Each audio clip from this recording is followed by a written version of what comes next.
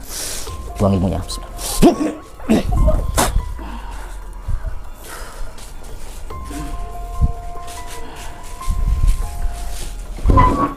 Kalian mana tadi barangnya? Ini yang santet. Barangmu tadi mana? Ini. Kayak gini ini nggak bener. Mungkin sampean nggak bener, mungkin kok bener. Sampean tak santet loh nanti. Sampean tak santet loh nanti.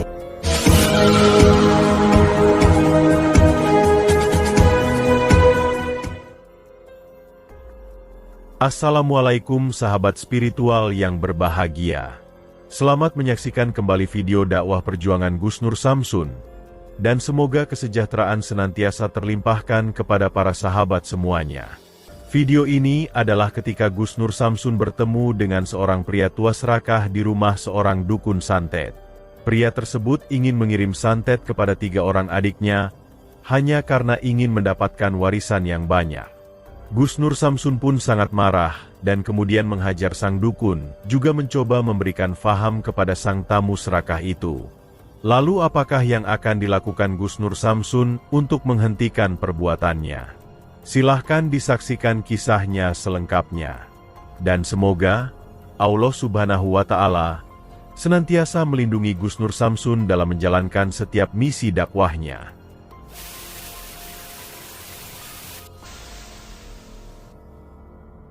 Di sini saya mewakili Padepokan Cakra Lodaya Nusantara. Dimanapun saya mengucapkan minal aizin wal faizin, mohon maaf lahir dan batin bila mana ada ucapan, tingkah laku, sikap yang sengaja maupun tidak sengaja, khilaf maupun memang secara sengaja, ya mohon maaf lahir batin. Dan nanti habis lebaran kita kembali bikin dosa lagi. Habis lebaran bikin dosa lagi, habis itu lebaran lagi minta maaf lagi, habis itu bikin dosa lagi, terus minta maaf lagi. Yalah dasar manusia, anak maneng. Oke, sebelum kita turun dari mobil, kita sholawat terlebih dahulu kepada junjungan Nabi Agung Muhammad Sallallahu Alaihi Wasallam. Lanjut kita doa alaikum satun. Bismillahirrahmanirrahim. Allahumma sholli ala sayyidina Muhammad wa ala ali sayyidina Muhammad. Lihum satun udfi biha harol wabail hatimah al mustafa wal murtada wabanahuma wa fatimah.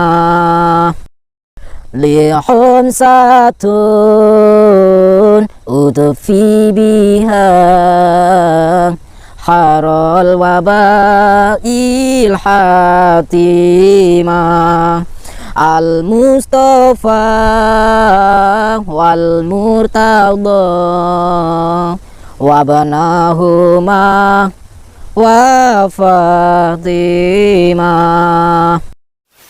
Permisi Mbak. Ini deh, ini bae yang ini ki. Monggo. Dalam Pak Sodiri. Nggih, kula ki Mbak. Oke Mbak. Oh, nggih, Mbak. Kula amriki, nggih, badhe nyuwun kula sampean. Nggih. Minangka kula sederek kula niku, nggih, ajeng adu Paris. Niki lebaran iki kalih dinten iki badhe mriki. Oh, nggih. Nah, ingkang badhe ngumpul nggih. Ingkang namine Surata kali Mbak Anam kali Halimah niku. Dan niku Surata Anam kali Halimah. Oh, niku ajenge diwarisan nggih. Oh, nggih. Warisan niku kula anu dateng teng kula ngoten iki.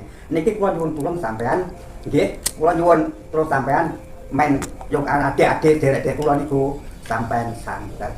Mboten santet pati niku, kersane santet napa niku? Kersane. Yo. Ngono to le. Sahabat yang berbahagia. Misi kali ini adalah ketika Gus Nur Samsun ingin menghentikan seorang dukun sakti Mbah Dukun Sudir Tompel. Dan untuk melancarkan misinya tersebut, Gus Nur Samsun menyamar dengan nama Marcel yang berasal dari daerah Tegal. Tujuannya adalah berpura-pura untuk minta ilmu pelet dan penglarisan. Dan dengan tanpa ada rasa curiga, Dukun Sudir ternyata percaya begitu saja dengan tujuan dari Gus Nur Samsun itu. Bahkan dia mengatakan bahwa Gus Nur Samsun tidak salah jika datang minta hal tersebut kepadanya. Dia mengaku adalah dukun yang sangat hebat di daerahnya. Dia belum pernah gagal untuk mengabulkan permintaan orang-orang yang datang minta bantuan kepadanya.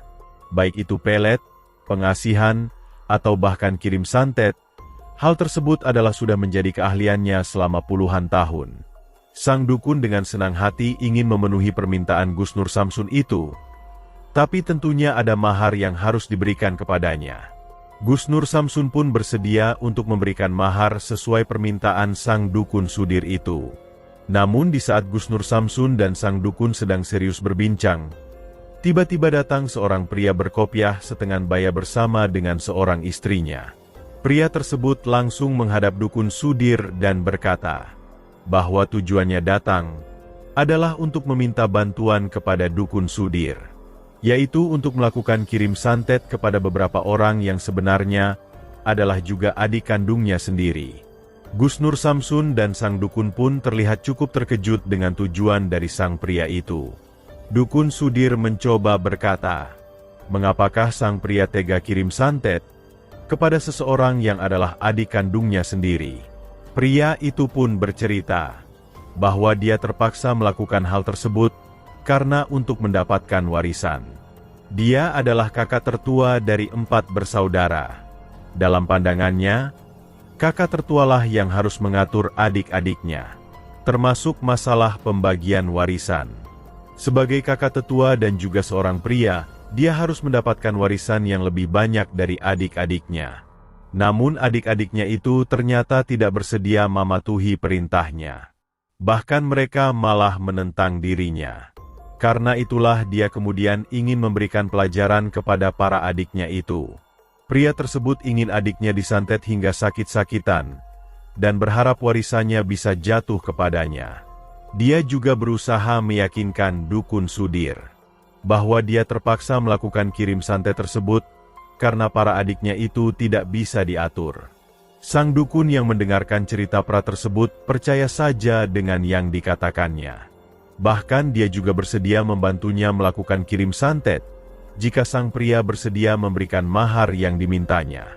Akan tetapi tidak dengan Gus Nur Samsun.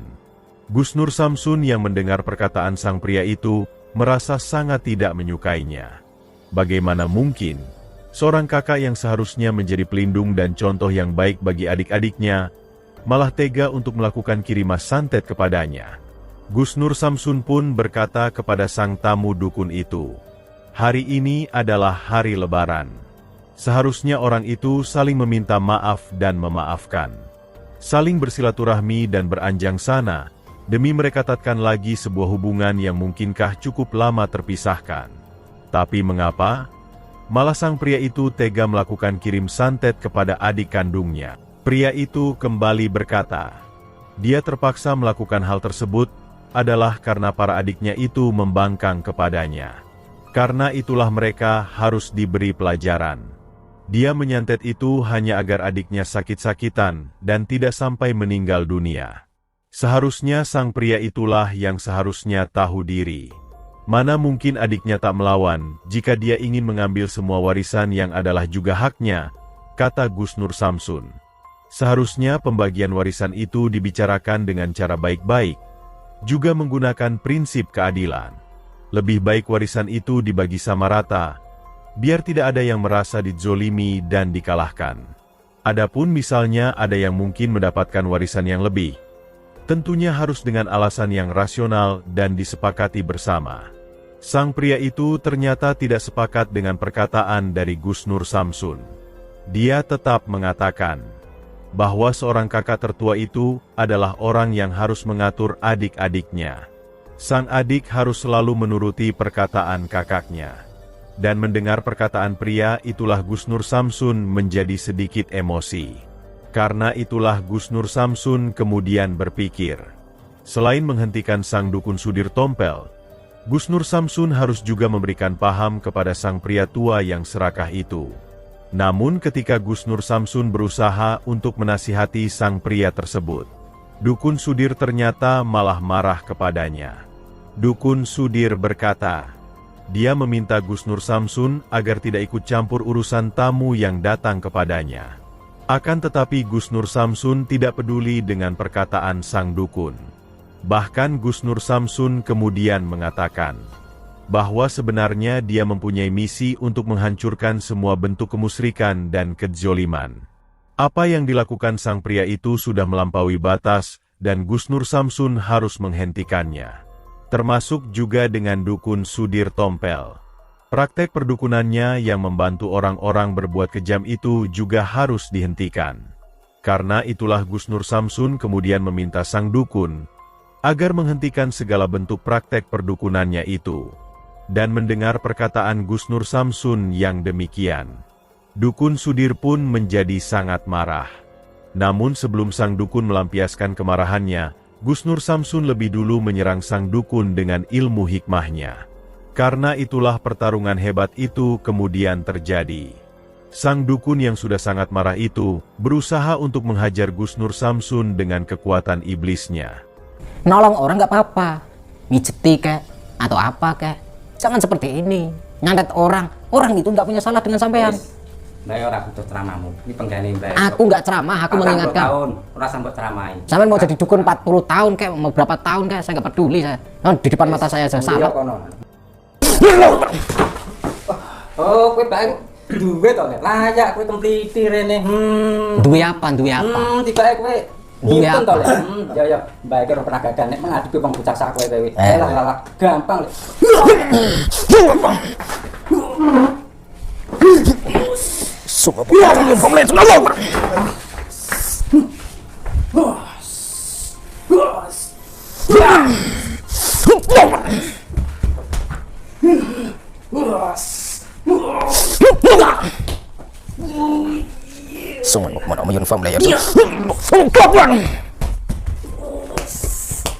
La ilaha illa anta subhanaka inni kuntu minadz zalimin. Becek Pak. Ya Mas, silakan.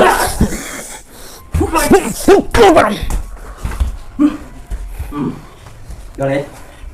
Stop, Mas. Sampean masih diingatkan baik-baik nggak mau ngeyel. Ya sudah, ini resikonya. Jangan merasa paling bisa, jangan merasa paling punya ilmu. Di luaran sana masih banyak orang-orang yang punya ilmu selain sampean. Rasa ceramah. Bismillahirrahmanirrahim. Allahumma kunjat sifatin cahaya aku cahaya mulia sifatil Allah. Nurku hiyo nur mahal. Rupa kamat dengan jagat gede jagat cilik saya dan kerja. Saya seperti bisa kerja Allah berkah kalimah la haula wala quwwata illa billah.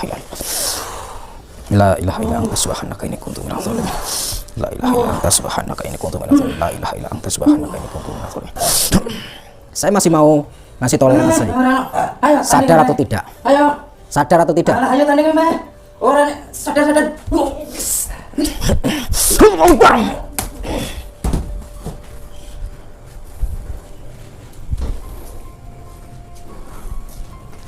Makanya jangan ngeyel. Hah? Kalau ngeyel kayak gitu resikonya. Hei, duduk. Ngapain kamu? Jangan main kabur-kaburan. Jadi orang tua itu makanya dikasih peringatan itu yang benar harus didengarkan. Buang ilmunya.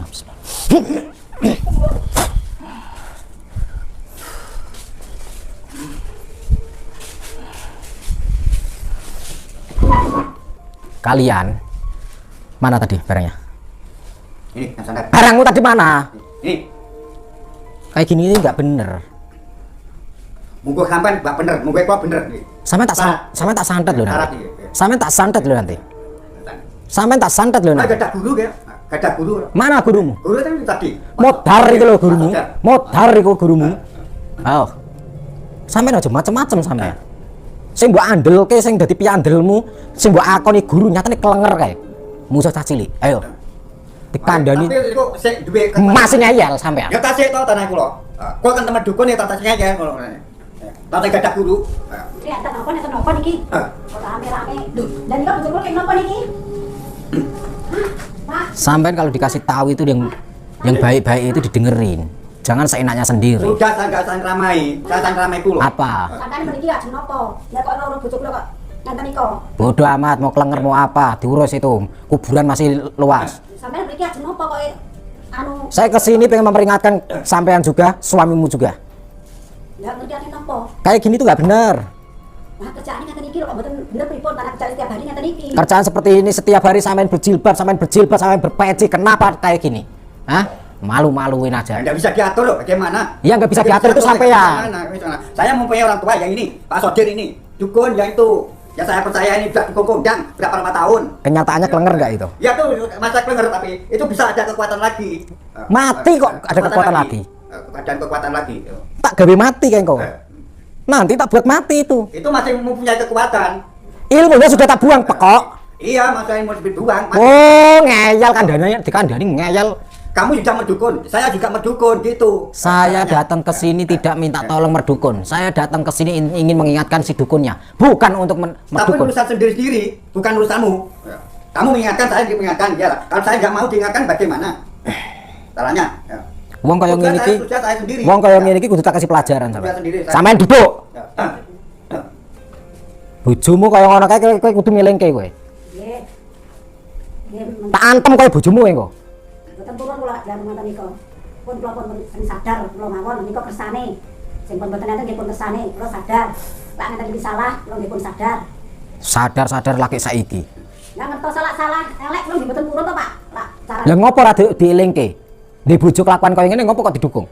kula mboten dukung, mboten purun lak niku dianu kula nggih kalah. Lah tadi kamu bilang ini memang pekerjaannya. Ya pekerjaane lah mboten ngertos pekerjaan ngeten iki, kerjaan sing elek-elek. Ngoten. Lah jelas-jelas elek kaya ngene iki. Kan sumber rezekinya kan niku, Mbak Dukun niku, Mbak Sodir Meneng. Aku ngomong karo sapa?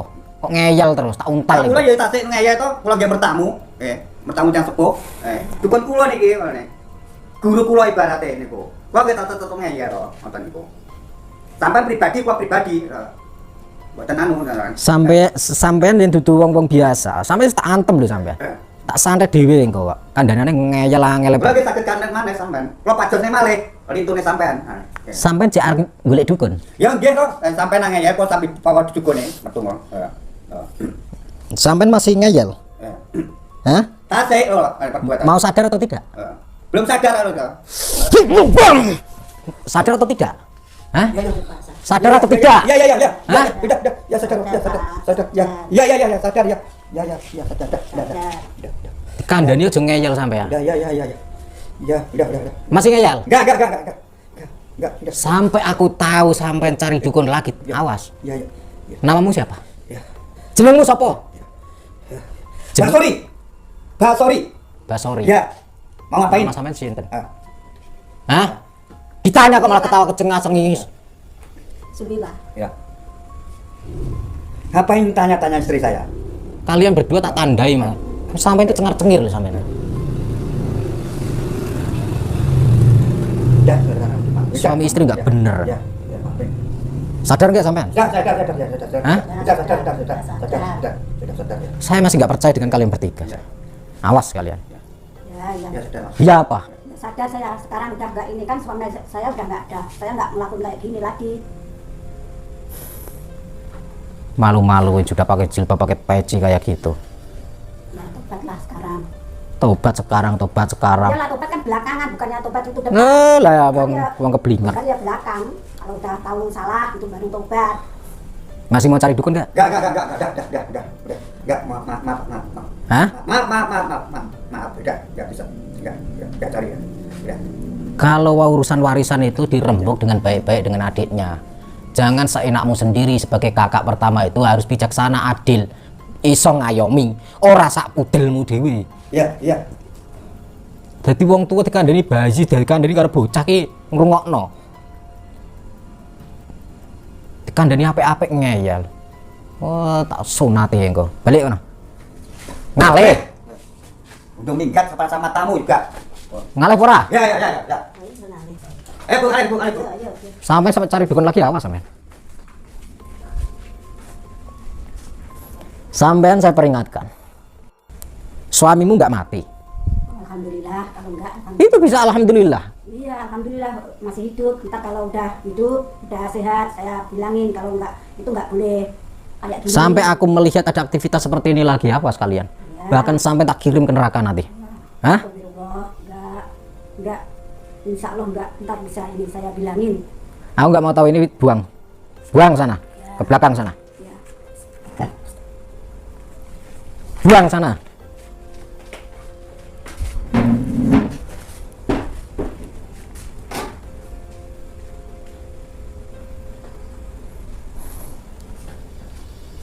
Jadi wong ki aja goblok-goblok. Urusan warisan sampai direwangi nyantet, adi-adine disantet lek goblok. Orang di bodoh dunia ki ya wis kok. Nggak usah, nggak punya harta, nggak punya ini, ya sudah sabar bekerja. Warisan itu hasil dari orang tua, dari kakek nenek, dari orang tua. Kenapa harus rebutan? Bukan jeripayah kita sendiri, bukan hasil keringat kita. Kita hanya menerima hadiah dari orang tua. Warisan itu adalah untuk dijaga.